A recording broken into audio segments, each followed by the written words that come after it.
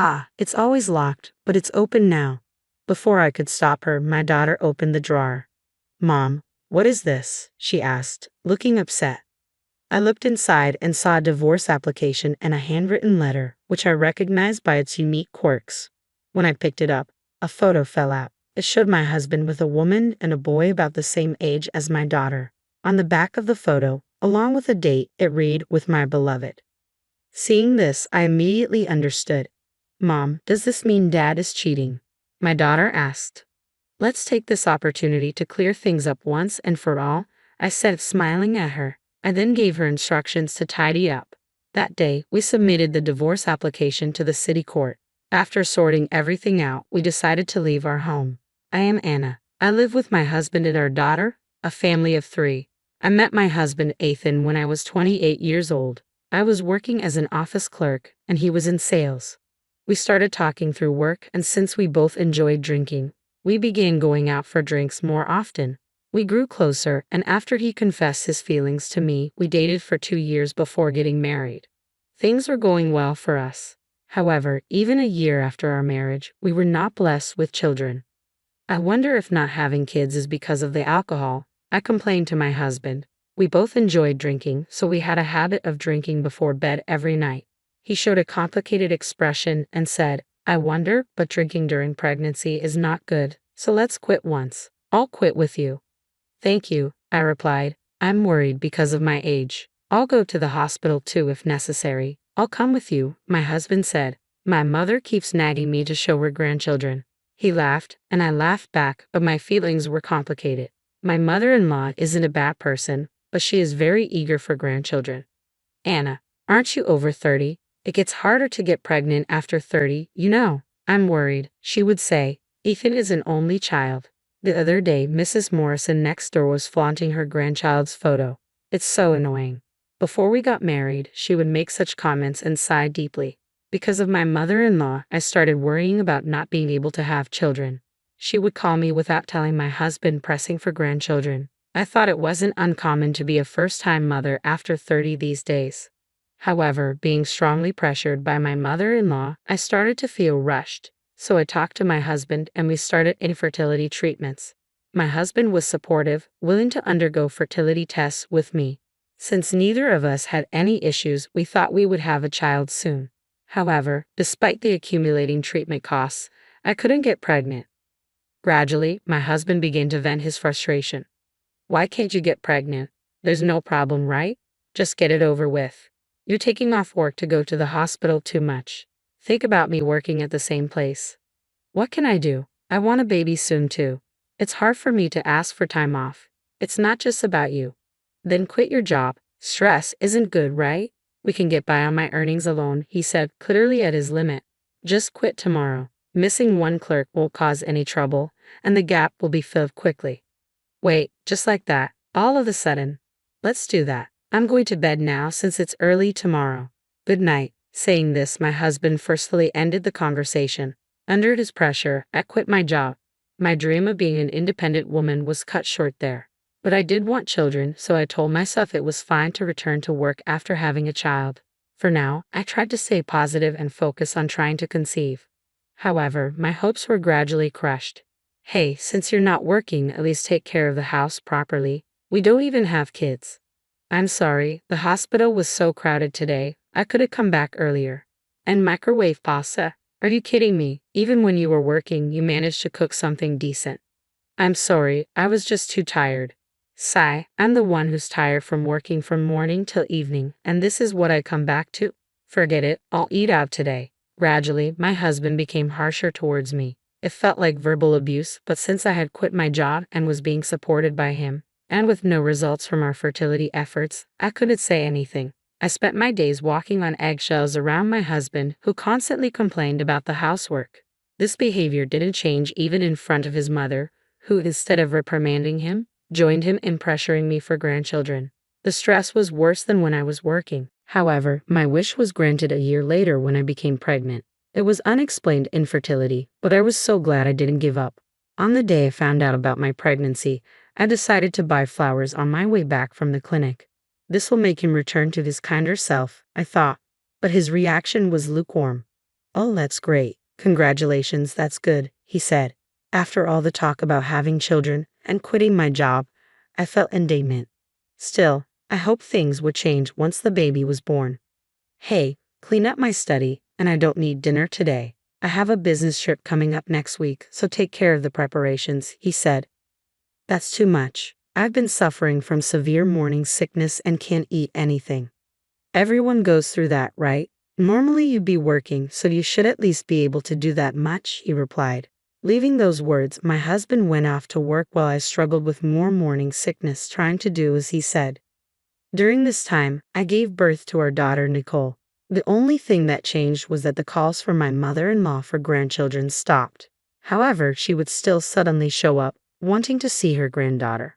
But as long as she cared for Nicole, I could bear it. My husband's verbal abuse continued. While I was busy caring for Nicole, he would leave the household responsibilities to me and go out to drink freely. His late nights out and unauthorized overnight stays increase. "You know you're being supported by me, so you should take care of the house and Nicole. Do you think you can live on your own with a child, unable to even keep a job?" "No way." My husband would come home drunk and hurl such insults at me repeatedly. All I could do was care for Nicole and listen. Hearing his verbal abuse over and over, I started to believe I couldn't divorce him, thinking I wouldn't be able to raise my daughter on my own. However, as Nicole grew, I began to feel a sense of urgency. When my husband started to get angry as usual, Nicole would say, "Mom, apologize quickly." She thought that would calm my husband's anger, and she was right. When I apologized, he would click his tongue and leave the room. Seeing my daughter always being considerate of her irritable father broke my heart. I finally started to consider divorce. This situation isn't good for our daughter's upbringing. I decided to start working part-time in secret, thinking of saving money for after the divorce. I didn't know what my husband Ethan would say if I told him I was starting a job, so I began working as a cashier at a supermarket during the mornings when Nicole was at school. I made sure not to neglect the household chores to avoid complaints from my husband. Time passed, and Nicole reached the 6th grade of elementary school. I told her about the divorce plan before she started middle school. She seemed relieved. "I'm glad we can finally get away. I'm sorry for making it tough on you, but everything will be okay now. I've saved up enough money." Overwhelmed with emotion, Nicole and I hugged each other. "We'll be free soon," I thought. One day, Ethan asked me to tidy up his study. Nicole was off school, and Ethan was supposed to be off work as well. However, he said, "I'm going on a business trip starting today. I won't be back for a week," and left the house with a large suitcase. It was common for him to suddenly leave for business trips. Nicole and I watched him leave as usual and then started to tidy up his study. "Why doesn't Dad clean up his room? It's too messy," Nicole said. "Really? He's made me do it for so long he probably can't do it himself anymore," I replied. "The worst, but we're getting divorced, right? We can get away. Just a bit more patience," Nicole said, picking up her father's clothes with a determined gesture. As I began tidying the desk and its surrounding papers, I noticed something unusual. The desk drawer, usually locked, was open. "Oh," I said. Nicole came over to see what was up. "Ah, it's usually locked, but it's open. Oh, just wait a moment." Before I could stop her, Nicole opened the drawer. "Mom, what is this?" She became visibly disturbed. I looked in as well and saw a divorce application with a handwritten letter, clearly my husband's handwriting with its unique quirks. When I picked it up, a photo slipped out. "Dad, and who is this?" Nicole asked. The photo showed Ethan with a woman and a boy about the same age as Nicole. On the back of the photo, along with a date, it read, "With my beloved." Realizing the implication, I quickly understood. Nicole, possibly grasping the situation, looked up at me anxiously. "Mom, does this mean Dad is cheating?" "It seems so, but this might actually be for the best." "What?" Nicole asked. "Let's take this chance to clean the slate completely." I smiled at Nicole and gave her instructions to tidy up. After finishing the cleanup, we decided to leave our home, packing only the essentials and arranging for a moving company to handle the rest. We moved into a short-stay apartment while searching for a permanent place to live. That day, we submitted the divorce application to the city court. From that day on, Ethan felt like an ex-husband to me. I considered hiring a detective agency, but wanting to save money for the future, I decided to look for evidence of the affair myself. My ex-husband underestimated me as I found evidence quickly. A simple search of his name brought up his social media, documenting trips and daily life, but not with me as the partner. There were also many videos and photos left on his computer, perhaps to save space on his phone. It was undeniable proof of the affair. Based on this, I sought legal advice. Then, on the day my ex-husband was supposed to return from his business trip, I received a call. "Hello? What the hell is this?" he shouted. "What do you mean? There's nothing left in the house. What did you do?" "You told me to tidy up, so I did what you asked. I tidied up," I said. "Stop joking and come back." "Where are you?" Ethan demanded. "I won't be returning. I'm divorcing you," I replied. "What? Why?" he asked, incredulous. "You have the nerve to ask. Cheating and starting another family, and you don't know why." "How did you find out?" he stammered. "You've been pretending to be on business trips. I've seen everything on your social media and computer. I even found out about the other home you have. All thanks to her parents, right?" "How?" Ethan was clearly shocked to learn how much I knew. "You were careless. You didn't think I would do something like this, did you? You'll struggle without me. How will you manage financially? A woman like you can't survive on her own," he sneered. "Maybe, but it's better than staying with an abusive husband like you. I'll be taking compensation and child support from you. Please communicate through my lawyer from now on. Goodbye." I hung up. My ex-husband tried calling several times, but I blocked him. Even my mother-in-law reached out. A good wife forgives her husband's affairs. Don't make such a fuss and come back home. Forgive an affair and abuse? With a son about my daughter's age? I can't do that. I won't be in contact with you or let you see my daughter. That's ridiculous. Even if you divorce, she's still my granddaughter. You can't take her away. This is also what my daughter wants. She suffered because of her father and doesn't want to see you either. That's absurd. Goodbye. I continued to block calls from her, feeling relieved to be rid of unnecessary burdens. I found a modest apartment for our next home and moved her belongings there. Despite using a significant portion of my funds, I felt relieved about starting anew. After moving, I initiated claims for compensation against my ex-husband, initially resistant. When I mentioned returning to my previous job, which was also his workplace, he quickly signed the documents. "Please don't do that. It'll ruin my reputation," he pleaded. My previous workplace was also my ex-husband's. He must have realized it was only a matter of time before it became known. He signed out of self-preservation, agreeing to a lump sum payment. Then, through the lawyer, the mistress requested to meet. It seems she's quite remorseful and wants to apologize in person. Persuaded by the lawyer's words, I agreed to meet. I chose a cafe as the meeting place. The woman who appeared was well-dressed and beautiful. "Nice to meet you. My name is Tracy Brown. I sincerely apologize for the trouble I've caused," she said. "Nice to meet you," I replied. An awkward silence filled the air. I had no intention of forgiving her, but I was curious about her side of the story.